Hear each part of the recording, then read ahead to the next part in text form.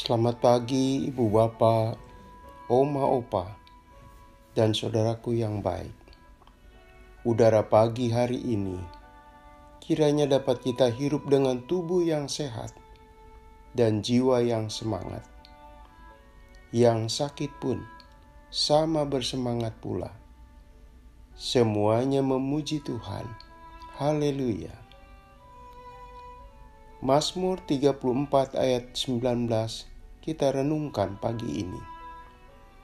Tuhan itu dekat kepada orang-orang yang patah hati, dan Ia menyelamatkan orang-orang yang remuk jiwanya. Saudaraku, beberapa hari lalu terjadi kegemparan. Di sebuah tempat sampah ditemukan sesosok bayi. Kulitnya masih merah, matanya terbuka bening, tangisnya lemah, dibungkus selimut. Nampak jelas bayi itu baru tiba di dunia ini. Dengan sigap seorang bapa meminta ojek mengantarnya ke klinik terdekat. Puji Tuhan, bayi itu masih bisa diselamatkan. Sungguh menyesakkan hati melihat peristiwa demikian. Kok tega sang bunda bayi itu memperlakukan buah hatinya setragis itu? Dicampakkan di tempat yang kotor, bau, dibiarkan tanpa daya, agar perlahan-lahan kelak menjemput kematian. Peristiwa demikian bukan hal baru, bukan pula kejadian pertama dan satu-satunya. Di tempat lain pun pernah ditemukan kejadian serupa. Apapun motivasi sang ibunya, jelas bahwa sosok bayi yang tak berdosa itu ditolak dan tidak dicintai oleh orang yang sepatutnya mengasihinya. Kita tahu betul apa yang dibuang ke tempat sampah adalah benda yang tidak berharga, barang yang rusak dan tidak bisa dipakai lagi, dan dianggap sudah tidak berguna lagi.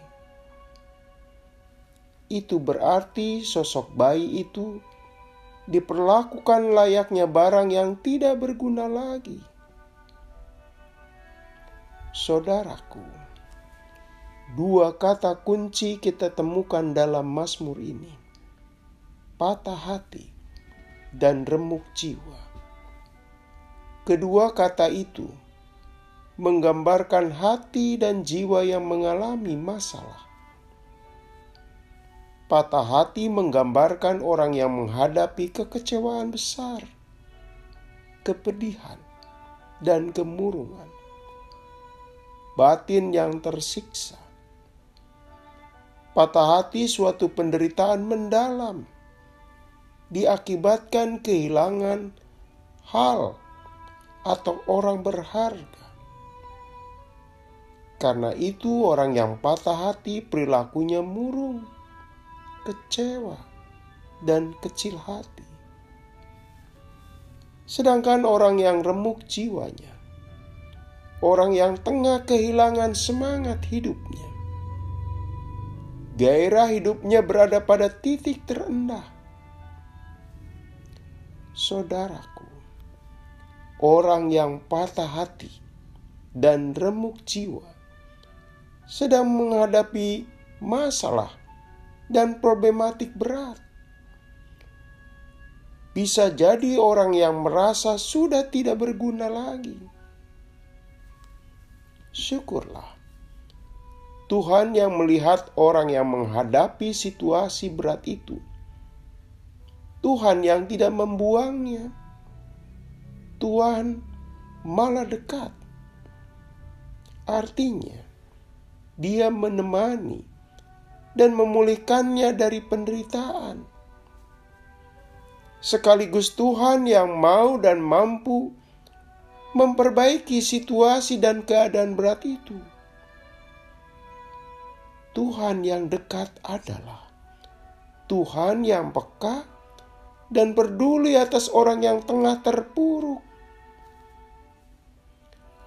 Saudaraku, Bunda Teresa semasa hidupnya pernah mengatakan, masalah global sekarang ini bukan manusia yang kelaparan, tapi manusia yang merasa dirinya ditolak dan tidak dicintai. Sungguh benar, orang yang ditolak dan tidak dicintai bukan cuma dialami bayi malang itu. Ada lagi yang lain dan ada di mana-mana. Di masa Prapaskah ini, kita mengingat Tuhan Yesus memberi hatinya dan segenap dirinya untuk manusia yang bermasalah. Penderitaannya menunjukkan betapa dekatnya Dia dengan manusia yang menderita.